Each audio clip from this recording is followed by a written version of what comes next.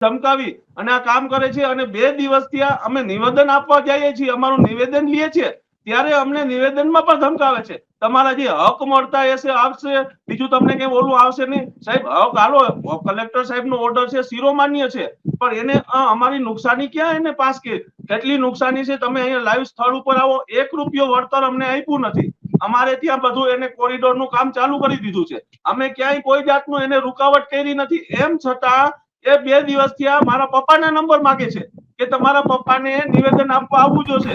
મારા પપ્પાનો mobile switch off કરેલો ઘરે પડ્યો છે. એ બીને 2 દિવસથી મારા પપ્પા સાહેબ બહાર ગયા છે, ક્યાં ગયા શું છે મારી જોડે નથી. હાલમાં વાત નથી, જો કંઈ પણ થશે મારા પપ્પાને આ લોકોના દબાણ.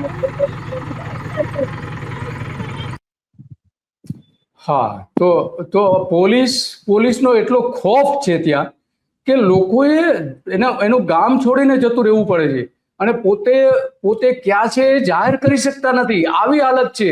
તો આ ગુજરાત પોલીસ છે, સવાલ એ આવીને ઉભો રહે છે.